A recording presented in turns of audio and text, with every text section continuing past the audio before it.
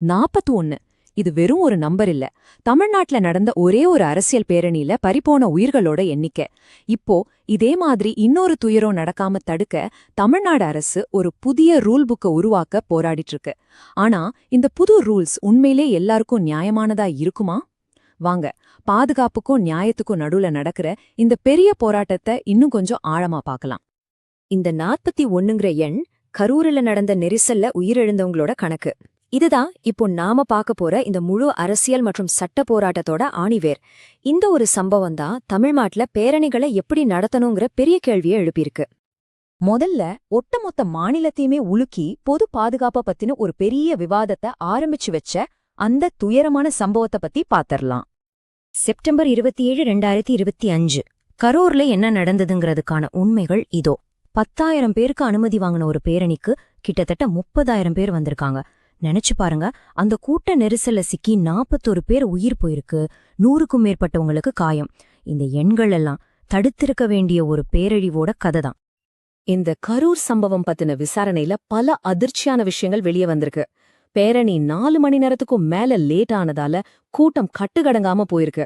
அது மட்டும் இல்ல, பெர்மிஷன் இல்லாம ரோட்ல ஊர்வலம் போயிருக்காங்க. ஏன் ஆம்புலன்ஸ கூட கட்சி நிர்வாகிகள் வழிமறிச்சதா ஒரு குற்றச்சாட்டு இருக்கு. அதிகாரிகள் கொடுத்த வார்னிங்கே யாருமே கண்டுக்கல. சோ இது ஒரு விபத்து மாதிரி தெரியல, இது ஒரு மிகப்பெரிய நிர்வாகத் தோல்வி. இந்த துயரத்துக்கு பிறகுதான் நீதிமன்றம் இந்த விஷயத்துல தலையிடுது. இதே மாதிரி இன்னொரு சம்பவம் நடக்கவே கூடாதுன்னு சொல்லி அரசாங்கத்துக்கிட்ட ஒரு நிலையான செயல்பாட்டு நடைமுறை, அதாவது ஒரு SOPயை உருவாக்கச் சொல்லி உத்தரவு போடுது.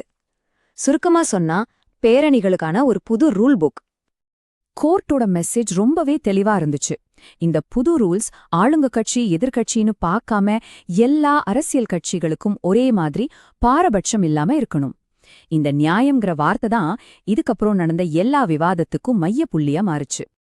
சரி, இப்போ அரசாங்கம் கொண்டு வந்த அந்த வரைவு SOPயையும் அதுல இருக்கிற ரொம்பவே சர்ச்சையான ஒரு விஷயத்தையும் பார்க்கலாம். அதுதான் அந்த செக்யூரிட்டி டெபாசிட். சரி, இந்த புது ரூல் புக்ல என்னதான் பெரிய பிரச்சனை? எல்லாமே ஒரே ஒரு கேள்வியில வந்து நிக்குது.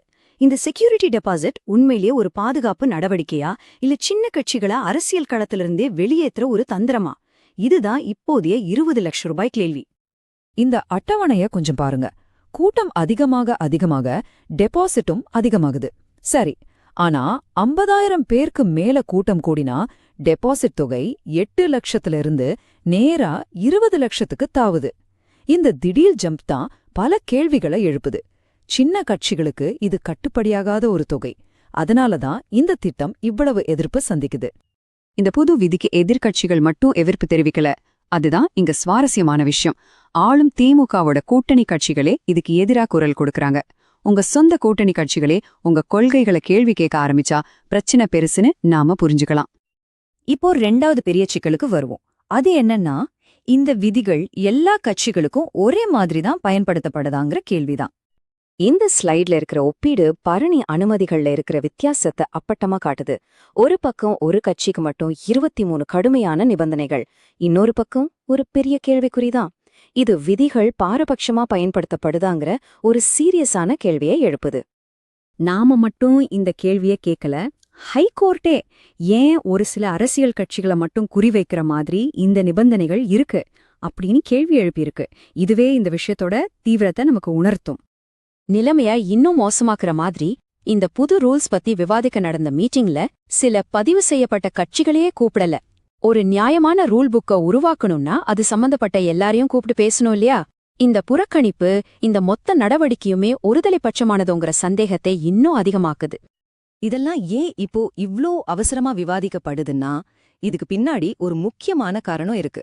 அதுதான் வேகமா நெருங்கி வர்ற மாநில தேர்தல்கள். இந்த டைம்லைனை பார்த்தாலே புரியும் நேரம் எவ்ளோ கம்மியா இருக்குன்னு. கோர்ட் கொடுத்துற டெட்லைன் முடிய இன்னும் கொஞ்ச நாள் தான் இருக்கு. அதுக்கப்புறம் இந்த புது ரூல்ஸை அமல்படுத்த வெறும் 5 மாசம்தான் டைம். ஆனா அதுக்குள்ள எலெக்ஷன் களம் சூடு பிடிச்சிரும். இவ்ளோ சிக்கலான ஒரு விஷயத்தை சரி செய்ய இது ரொம்பவே கம்மியான நேரம். அப்போ நம்ம ஒரு முக்கியமான கட்டத்துல நிக்கிறோம்.